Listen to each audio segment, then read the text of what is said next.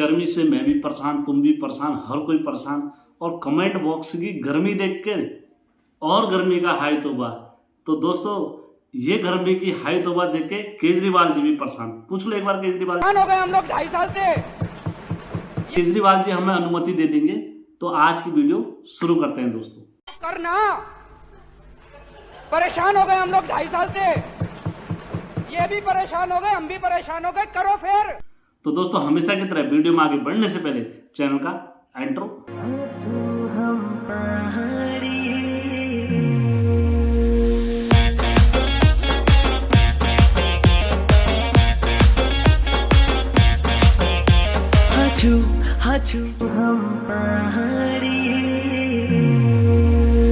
जय बिरकारा बजरंगी, हर हर हर हर हर हर हर हर हर महादेव। आप सभी भक्तों पर महादेव की कृपा और बजरंगबली का आशीर्वाद हमेशा बने रहने चाहिए दोस्तों। आइए दोस्तों, आज की जो मैंने कल कहा था कि आप लोगों के समक्ष अगर आप लोगों के कमेंट आएंगे और अच्छे और नकारात्मक जो भी आप लोगों के कमेंट आए तो दोस्तों मैं आप लोगों के समक्ष मैं आप लोगों के प्रश्नों का उत्तर देने का प्रयास करता हूं। और वीडियो शुरू करने से पहले आप लोगों से मैं फिर से कहना चाहता हूं, मेरा ये वीडियो बनाने का उद्देश्य किसी की भावनाओं को ठेस पहुंचाना नहीं है और ना ही मैं कभी दोस्तों किसी को ये बताना चाहता हूं कि हम गलत है या सही है। बस मैं तो हर हमेशा अपना पक्ष रखता हूं और आप लोगों का पक्ष यूट्यूब के कमेंट में आया, मुझे बहुत अच्छा लगा। किसी ने अपनी मर्यादा छोड़ी बात करते समय, किसी ने ये बोल के कि यार हम किससे क्या बोल रहे हैं, लेकिन ठीक है वो उनका अपना पक्ष है, कोई किसी तरीके से भी रख सकता है। और अपना पक्ष रखने के लिए में आगे बढ़ने से पहले हमारे पहाड़ी लोगों को आज से पहले कई फिल्म इंडस्ट्री वालों ने अच्छा खासा मूर्ख बनाया है। मैं मिथ्या नहीं बोल रहा हूँ दोस्तों। किसी ने बोला साईं बाबा बहुत प्रचंड भगवान है और इतने बड़े भगवान हैं। आप देखो दोस्तों, मैं क्योंकि आप ये उन पर देख सकते हो साईं.com पर आप जाकर वहाँ पर किताब में से निकाल करके ये हाईलाइट करे हुए हैं, आप ये देखो। इसमें बोला है साईं भगवान गणेश भगवान के बराबर हैं। फिर बोला है नीचे वाले दूसरे श्लोक में बोला है कि साईं भगवान विष्णु भगवान के बराबर हैं।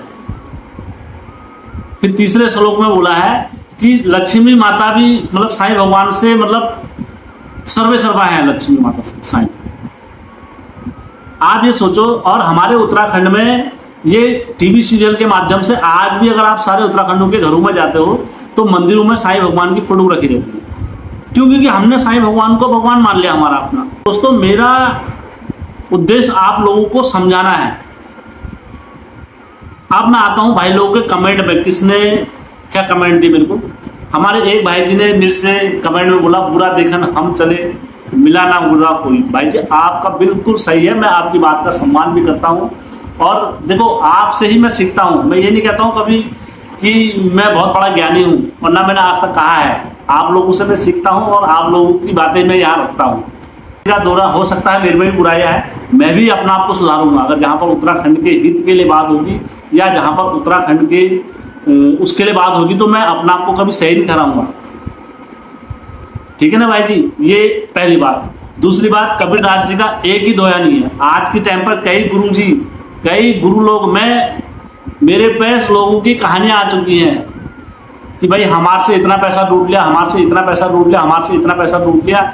और हो सकेगा मैं उनका कहानी नहीं डाल रहा हूँ, जब तक मैं कहता हूँ वो खुद वीडियो बनाकर मुझे नहीं देंगे अपने मुख से तो दोस्तों फिर मैं उनकी कहानियां अपलोड करूंगा। और दोहा उन पर भी फिट होता है, माया गई ना मर गया शरीर, कबीरदास जी का ही दोहा है।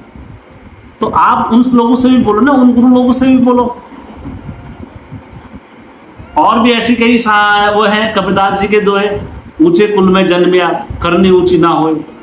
तो क्या होगा ऐसे करके से जो लोगों से, देखो एक तो होता है स्व इच्छा से देना, अपनी चाहे वो 10 रुपये ले 5 रुपये ले। एक होता है अपनी इच्छा और अधिकार से मांगना, चाहे 50,000 मांगे या 20,000 मांगे।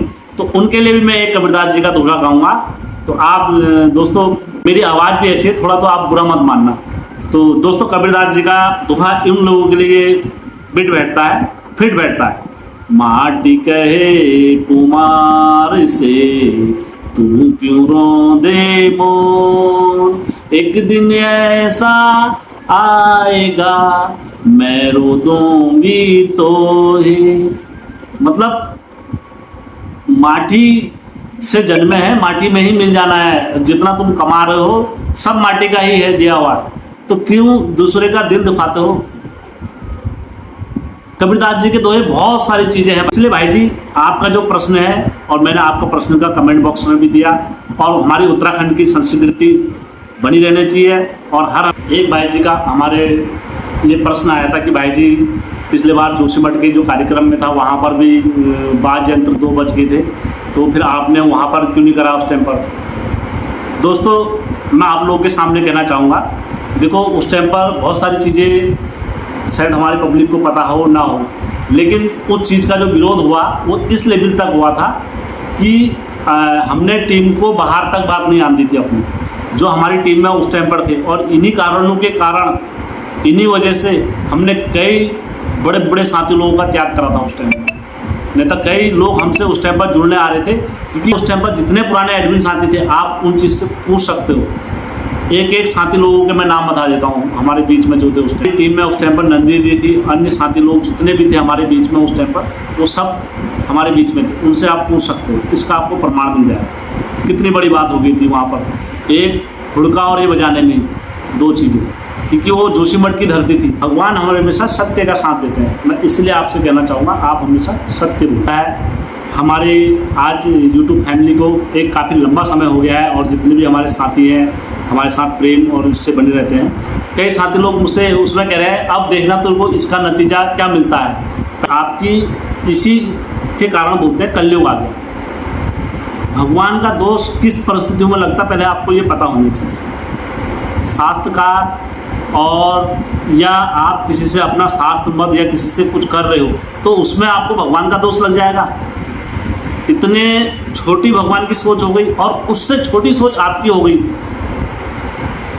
भाई शास्त्रकार करने का अधिकार सबको है।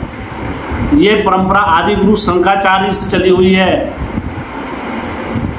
ये परंपरा अनादिकाल से चली हुई है। शास्त्रकार करने के लिए, यदि मैं आपको अपने क्षेत्र की बता रहा हूँ कि हमारे क्षेत्र में ऐसे देवता नाचते हैं, हमारे क्षेत्र में ये करते हैं, और तुम्हारे क्षेत्र में अलग विधि से नाचेंगे, तो तुम उसके लिए कहोगे, देवता से कहोगे कि देवता बुरा वो करेगा इसको, तेरे को देवता देखेगा। इससे पता लगता है कि ये कलयुग चल रहा है, और कलयुग में कितने अहंकारी लोग बैठे हुए हैं। और इसका मेरे को कहने की ज़रूरत नहीं है। देखो मैं तो उनको भी सम्मान दे रहा हूँ, लेकिन एक सोच होती है हमारी। अगर सोच में ये आ रहा है कि यार हाँ इसको मेरा कल देवता देख लेगा या इसको मेरा देवता देखेगा, तो दोस्तों ये छोटे छोटे काम के लिए देवता देखता है। देवता अपने घर का होता है, आपके घर का इष्ट होता है। जब आप किसी का हक खाते हो, जब आप किसी अपने भाई का हक खाते हो, या आप अपनी माता का दिल दुखाते हो, अपने पिता का दिल दुखाते हो, तब जाके आपको देवता का दोष लगता है। तब जाके आप अपने देवता को उस चीज़ के लिए पुकार सकते हो। मतलब लोगों को यही पता नहीं है कि देवता को, मतलब एक वीडियो देख के और वीडियो पसंद नहीं आया तो तुम अपना देवता पुकार दोगे, हाथ मार के देवता को भेज दोगे। गजब बेइज्जती है यार। ये तो मेरे समझ में नहीं आ रहा ये कैसी भक्ति कर रहे हैं। और कई बोलते हैं हम प्रसिद्ध डगरिये हैं। अरे भाई कहाँ से प्रसिद्ध का ज्ञान लिया है आपने? कहाँ से सिद्ध डांगर बन गए आप? जब ये पता नहीं है कि देवता किस परिस्थितियों में कब किस पर लगता है। नंबर 2 बात, हमने अपने क्षेत्र की बात बताई, और हमारा हिंदू सनातन धर्म इस बात का साक्ष्य है कि शास्त्रकार करने के लिए किसी चीज़ के लिए कोई आवश्यकता नहीं होती। आप जब मर्जी तब शास्त्रकार करो। आइए बात करिए, कमेंट में पूछने से बढ़िया आप सीधा हमसे बात करिए। हमारा ग्रुप चलता है, हमारे ग्रुप में आइए और वहाँ पर अपनी बात रखिए। मैं ऐसा नहीं कि मिथ्या बोल रहा हूँ, हमने तो हर हमेशा बोला है कि आइए साक्ष्य करिए। लेकिन मैंने तो सुना है यहाँ तक कि कई गुरु लोग बोल देते कि भैया तुम्हें तो कुछ ज्ञान ही नहीं है, जो कुछ ज्ञान है हम ब्रह्म ज्ञानी हैं। कोई भी गुरु हर जगह पर सीखता है और दूसरों को सिखाता है। जहाँ पर गलती हुई है तो हाँ भाई ये हमने गलती करी है, और आगे से हम इस चीज़ का विचार करेंगे। क्यों? क्योंकि हम नहीं सुधारेंगे तो आने वाली पीढ़ी तक ये गलत संदेश जाएगा। और हमारा उद्देश्य ये नहीं है कि किसी को नीचा दिखा के अपने आप को श्रेष्ठ दिखाना। क्यों? क्योंकि देखो दोस्तों, मैंने अपनी वीडियो में स्पष्ट बोला था, अगर आज मैं नाम लेके ही बोल देता हूँ तो मुझे उस चीज़ का डर नहीं है। जैसे कौतिक लगा था, अभी मैं बाहर की बात नहीं कर रहा हूँ, मैं अपने रामनगर क्षेत्र की बात कर रहा हूँ। हमारे रामनगर क्षेत्र में जैसे कौतिक लगा था, यहाँ पर भी देवी देवता नाचने के लिए आए थे, तो मैंने तो उनसे भी बात करी थी। मैंने कहा भाई, हेमा जी से भी मैंने कहा था, दीदी एक किस हद तक सही है? उन्होंने कहा भैया हमारी रोजी रोटी है ये। और दूसरी बात, मैंने यहाँ पर समिति वालों से भी बात करी थी, उन्होंने कह रहे भैया हमारी रोजी रोटी है। तो बात सही कह रहा, लेकिन हमारी रोजी रोटी है। और मैं ऐसा नहीं कि मैं उस चीज़ के लिए बोल रहा हूँ, मैंने हर जगह हर परिस्थिति में बात करी है। एक तो गलती करो और ऊपर से सीना सवा शेर बनो, ये मतलब ऐसा होता है ना दोस्तों कि हम गलती करके और जोर से बोलकर तुम्हें डरा देंगे। कभी भी जब कभी भी आप या मुझसे या किसी से भी गलती होती है तो देवते वाले आदमी ऐसे नहीं होते। देवते वाले आदमी सौम्य तरीके से, भैया वो प्रभु देखेगा, प्रभु इच्छा। अगर हम गलत हैं तो प्रभु इच्छा है। हो सकता है हमसे गलती हुई होगी, उसकी दंड जो देगा हमें प्रभु देगा, या हो सकता है उनसे कुछ मिस्टेक हुई होगी तो वो आगे को उनका दंड वो भोगेंगे। ये तो समझ में आता है। ये क्या कि भैया तुम ऐसे थे, तुम ऐसे थे, तुम ऐसे थे। इसलिए हर हमेशा सौम्यता बनी रहनी चाहिए। हमारे उत्तराखंड में एक कार्यक्रम नहीं, कई ऐसे कार्यक्रम हुए हैं, जैसे दिल्ली में, शहर में, और हमारे उत्तराखंड में कई जगहों पर ऐसे कार्यक्रम हो रहे हैं जहाँ पर सड़कों में देवता नाचे हैं। मैं किसी का नाम लेके नहीं बोलना चाहता हूँ, वो सबको पता है। बोलते हैं चोर की दाढ़ी में तिनका। एक कहावत है, जो कहावत है, चोरी हो गई, चोरी होने के बाद सबको उन्होंने बुलाया, किसने चोरी किसने चोरी, तो सबसे पहले चोर उठा, क्या मैंने तो नहीं चोरे। उन्होंने तुझसे पूछा किसी ने? उन्होंने करना, उन्होंने इधर को, उसका चेकिंग करी, उसी के पास निकली। तो इसीलिए मैंने किसी का ऐसा नहीं कि मेरी किसी से द्वेष या प्रति, ठीक है गलती किसी से हुई है या मुझसे हुई है, मैं तो ये भी कह रहा हूँ मुझसे हुई है, किसी से भी हुई है, तो उसके लिए अपना क्लियरेशन दे रहे। हमसे पूछा तो हमने दिया, क्योंकि हम समाज के लिए काम कर रहे हैं, हम समाज हित के लिए कार्य कर रहे हैं। हम आपको इस सत्य को जानना पड़ेगा, समाज से हम हैं, ना कि हमसे समाज है, क्योंकि हम एक समाज में रहते हैं। देखो निजी सवाल पूछ दिया कि भाई तुम्हारे पिताजी का एक्सपायर हुआ था और तुम जोशीमठ कार्यक्रम में गए थे, आपकी बात का पूर्णतः सम्मान है। मैं ये नहीं कह रहा हूँ कि आपकी बात गलत है, असत्य है, परंतु जब जोशीमठ में गए था तो पूरा 9वां महीना लग गया था। और जब मैं चमड़खान में भी गया था तो मैं किसी पूजा पाठ में नहीं बैठा, केवल कार्यक्रम ऑर्गेनाइज कर रहा था। क्योंकि एक संस्था का डायरेक्टर होना और फिर कार्यक्रम को ऑर्गेनाइज करना और उस कार्यक्रम को चलाना एक अलग विषय होता है। चाहे हमारे साथ कोई भी उस टाइम पर, चाहे वो चमड़खान में हो या क्या नाम कहते हैं जोशीमठ के कार्यक्रम में हो या रानी बाग में हो, मैं जब भी वहाँ कार्यक्रम में गया तो मैं वहाँ मंदिरों के अंदर नहीं गया, और बाहर ये सारी चीज़ें कार्यक्रम बैठ के सारी चीज़ें कर रखी मैंने। और रही बात, कह रहे थे कि भाई जी तुम्हारे वो हो गए थे, तुम मंदिर में नहीं जा सकते थे। भाई जी आपको यकीन नहीं होगा, खुद वहाँ जो धामी थे, पशुआ थे तुमुंडिया वीर के, पिछले बार उनके पिताजी भी एक्सपायर हुए थे, परंतु वो ऐसा नहीं कि मंदिर में आना छोड़ रखा था, मंदिर आ रहे थे, बराबर जा रहे थे, बराबर वो कर रहे थे। जिनके क्षेत्र में जो चलता है वो करते हैं। ऐसा नहीं कि देखो हमारे लिए बहुत सारी चीज़ें महत्व रखती हैं, परंतु जहाँ पर गलती करेंगे वहाँ पर सब भुगतेंगे। आज परिस्थिति के अनुसार ये लोगों को, कई लोगों को यही पता नहीं था कि जब मैं वीडियो भी बना रहा था उस टाइम पर मैं हरिद्वार में स्नान करने के लिए गया, तो बोला कि यार हरिद्वार में स्नान कैसे कर दिया। भाई किसी को यही पता नहीं कि भाई किसी के पिताजी भी मरते हैं तो अस्थियां बहाने हरिद्वार जाते हैं और हरिद्वार में गंगा में स्नान करके आते हैं 3 दिन के बाद ही, और हरिद्वार में ही अस्थियां बहाते हैं। उसके बाद 3 दिन के बाद वो हरिद्वार में, क्योंकि तीर्थ स्थल में आप कहीं भी हो नहा सकते हैं, केवल आप मंदिर में भगवान के दर्शन नहीं करोगे, चौखट पान नहीं करोगे उनकी। क्यों? क्योंकि उसके लिए रीजन होते हैं। और ऐसा नहीं कि आपके हाथ का नहीं चढ़ेगा, चढ़ सकता है, लेकिन यह होता है कि आप, क्योंकि 22 दिन के बाद जब आप अपने घर में पाठ वगैरह कर देते हैं तो आप देव कार्य के लिए सक्षम हो जाते हो। पर जो बंदा वारसी में बैठा होता है, जो वारसी में बैठा होता है वो कहीं नहीं जाता है। हर क्षेत्र के अपने अपने नियम होते हैं। मैं ये नहीं कह रहा हूँ कि मेरे नियम है और आपके क्षेत्र के नियम अलग हो सकते हैं, लेकिन हमारे क्षेत्र के नियम अलग होते हैं। तो इसलिए मेरे से कई साथी लोगों ने मेरे से फ़ोन करके ही बोला कि हे भाई मेरे पिताजी को मरे हुए 22 दिन हो रहे हैं, क्या मैं आ सकता हूँ? मैंने मना कर दिया था, मैंने कहा नहीं 22 दिन में नहीं आ सकता आप जोशी में। कम से कम 6 महीने एक फसल कटने का इंतजार आपको करना पड़ता है। एक फसल कट गई तो आप किसी भी कार्य को फिर कर सकते हो आगे को। तो दोस्तों, और असल में जो भी होता है कार्यक्रम, हमारे जो भी देव कार्य होते हैं वो सब भगवान की इच्छा से होते हैं, ना कि हमारी और आपकी मर्जी से होते हैं। अपनी रेखा दी का भी धन्यवाद करना चाहूँगा। रेखा जी ने खुद इस बात को प्रमाण करा कि अपने मैसेज में डाल के, कि सपोर्ट में करके, उनकी भाई इससे ज़्यादा कलयुग क्या आएगा कि आप डंगरिया कहला रहे हो अपना आपको, और खुद अपनी मर्यादा ही आप खो चुके हो बात करने की। क्योंकि आपका कमेंट एक व्यक्ति नहीं देखता, आपका कमेंट सब व्यक्ति पढ़ते हैं। इसलिए आप किसी भाई ने भी मुझसे कमेंट में कुछ पूछा हो कल के वीडियो में और मैंने उसका उत्तर नहीं दिया होगा तो आप मुझसे बोल सकते हैं कि भाई आपने अपनी बात का उत्तर नहीं दिया। मैं आपकी, देखो आप मेरे भाई हो, मित्र हो, सखा हो, बंधु हो, सब कुछ हो, मेरी यूट्यूब फैमिली हो, तो आप मेरे लिए हो। आप मुझे भले ही यूट्यूब पर किस भाव से बोल रहे हो, आपका भाव है, मेरा भाव आपके लिए हर हमेशा सौम्य रहेगा। आप अपनी वो छोड़ो मर्यादा, लेकिन मैं कभी अपनी मर्यादा नहीं छोड़ता। क्यों? क्योंकि देखो दोस्तों, यही एक संत की निशानी होती है। अपनी बात मैंने रखनी है, मैं अपनी बात रखूँगा, और आपको मुझे कुछ भी बोलना है आप बोलिए, और परंतु सौम्यता का भाव दिखाओगे तो वो भी अच्छा है, और मधुरता से भी मुझसे पूछोगे तब भी मैं आपको बताऊंगा। ऐसा नहीं कि आप मेरे से कोई चीज़ पूछोगे और मैं नहीं बताऊंगा। और इस बात को हर कोई जानता है कि किस समय में किस देवता की पूजा कैसे करनी है।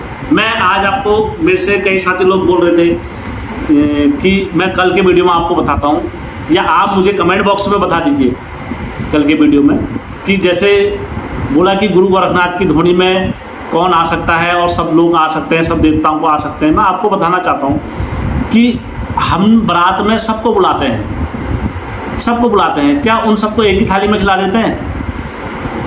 नहीं खिलाते ना, एक थाली में नहीं खिलाएंगे सबको।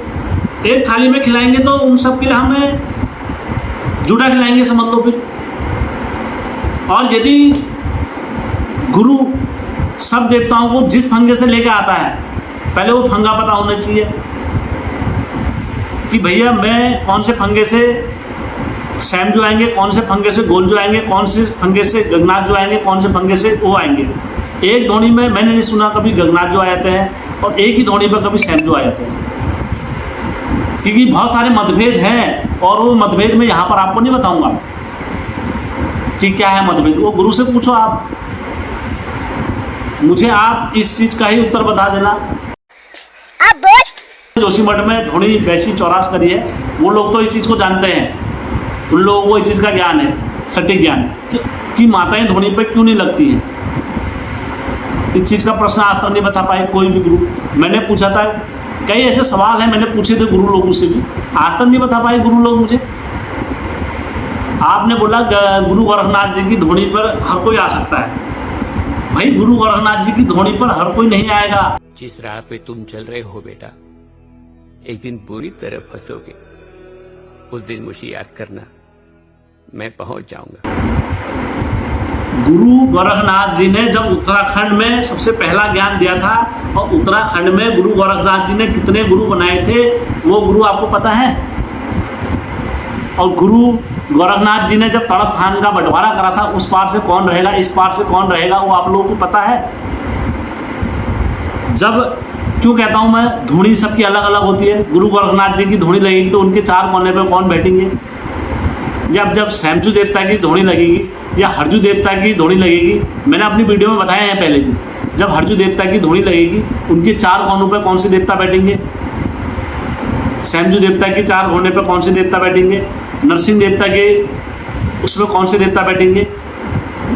हर देवता का अपना विधान होता है, हर देवता की अपनी धुनी होती है, हर देवता की अपनी याचना होती है। कहना चाहूँगा कि गुरु गोरखनाथ जी ने मेरे को आप कमेंट बॉक्स में देना नहीं, मैं इसलिए नहीं, इस घमंड से नहीं बोल रहा हूँ। कहीं आप ये मत सोचना कि हेम भाई अपने घमंड से बोल रहा है या ऐसे बोल रहा है, नहीं। मैं आपको देखो कुछ अपनी किताबें भी दिखाता हूँ, क्योंकि देखो हमने जिस अध्ययन से करा है, हो सकता है ये अध्ययन किताबें गलत होंगी, और हो सकता है आपकी किताबें सही होंगी। जब फूल फकीर देवता भी आए थे तो कई ऐसे देवता थे जिनको उन्होंने झोली में डाल दिया था। ये आप मेरे पीछे देख सकते हो, स्क्रीन के पीछे चल रही है किताबें, तो उसमें आप देख सकते हैं कई ऐसे देवता हैं तो फकीर देवता अपनी झोली में लेके आए थे। और जब कई देवताओं को अपने यहाँ लेके आई थी, कहाँ, कुमाऊँ में, तो उसमें कई किताबों का ऐसे वर्णन है, पूरा उल्लेख है, हम उस आधार पर बोलते हैं। हो सकता है मैं तब भी मैं इसको सटीक नहीं मानता हूँ, मैं कहता हूँ ये भी गलत होगा, आपकी बात सही होगी, आप मुझे ये बताना। इसलिए देखो मैं हो सकता है हम गलत होंगे, मैं ये नहीं कह रहा हूँ हम गलत है या सही है, मैं इसलिए आपसे कह रहा हूँ कि आप कम से कम मुझे ये बताएं कि उत्तराखंड में गुरु गोरखनाथ जी ने, कमेंट में बहुत बताना मुझे, उत्तराखंड में गुरु गोरखनाथ जी ने किन किन को ज्ञान दिया था पहला, और जिस गुरु को आप गुरु मानो या किसी को भी गुरु मानो, उनके कुल में कौन सा गुरु चला हुआ था सबसे पहले, और किसने उनको हुड़का दिया था।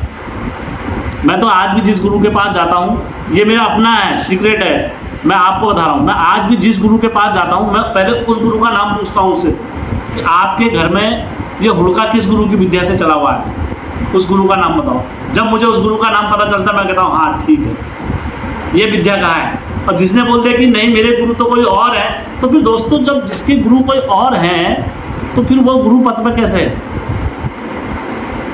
मैं किसी पे ये नहीं कह रहा हूँ कि ये गलत है या वो सही है, ठीक है, वो अपने जगह पर कोई भी अपना कार्य कर सकते हैं, अपनी कुछ भी कर सकते हैं, लेकिन मैं केवल आपको बता रहा हूँ पद्धति। मेरा आज भी हमेशा लोगों से ये रहता है कि किसी का कुछ भी हो, मैं प्रश्न हमेशा पूछता हूँ। मैं ज़्यादा वीडियो लंबा हो गया इसलिए ज़्यादा समय नहीं लूँगा, तो कल के वीडियो के लिए आप लोगों के समक्ष फिर आऊँगा। जय उत्तराखंड, जय पहाड़।